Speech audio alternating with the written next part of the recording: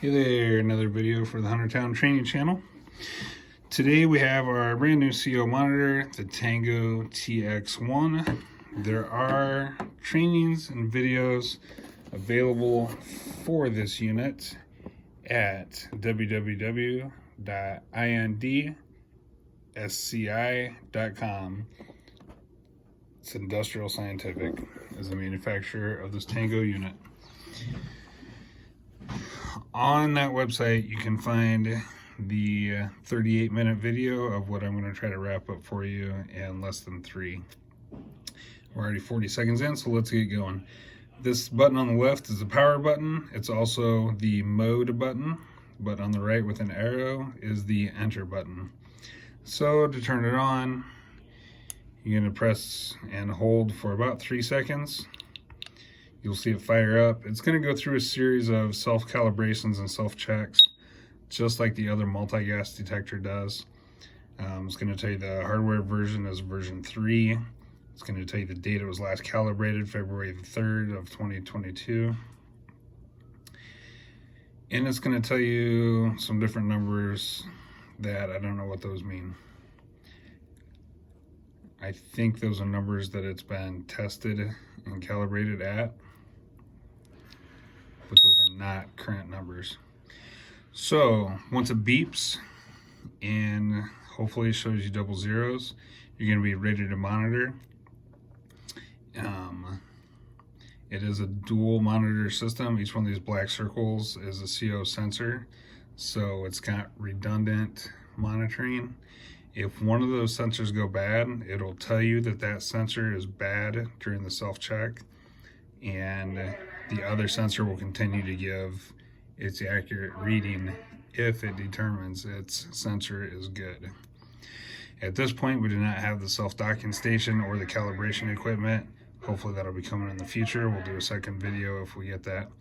So for right now, when you're on this main screen, when all you got is a check mark, tells you the unit thinks that it is functioning properly.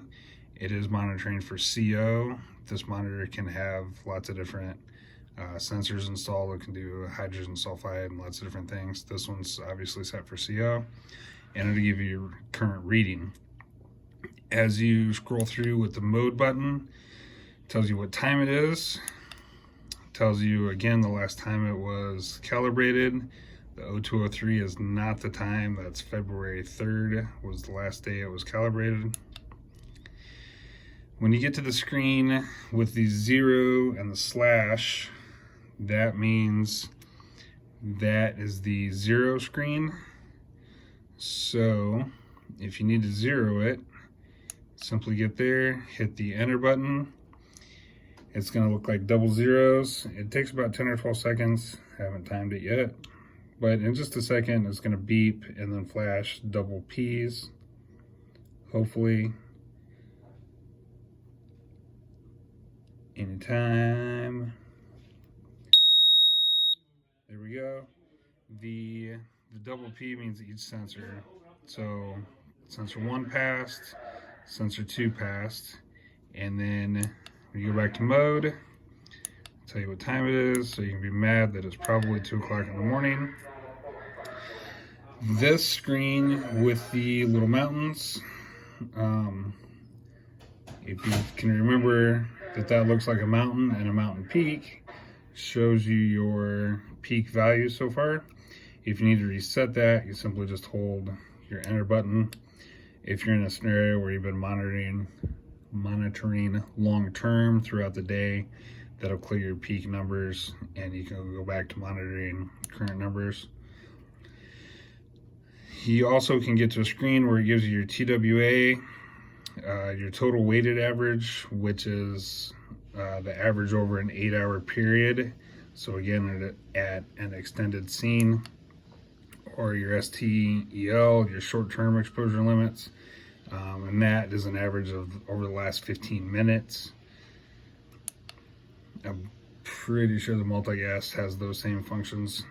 And then you get back to just the main screen, which you can get there quick. Once you've zeroed, you just have to get through the peak, the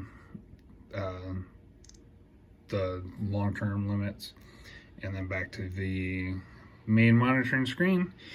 And there you go.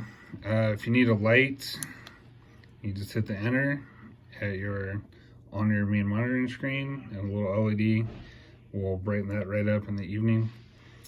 And to turn it off, just press and hold for 5 seconds. It'll give you a countdown, just like the other one does. Keep holding until the numbers disappear. You're all done. The battery, it doesn't have a recharger or anything like that. It's just a 3.6 volt sealed lithium ion battery. Should last for a real long time, as long as we don't leave it turned on in a cabinet somewhere. And when that battery gets low, it'll give us a warning on the screen, and then we can pop in a new one. So that took 6 minutes rather than 3. Sorry to drag it out. It's still better than 28. So if you have any questions, give me a call. Thanks.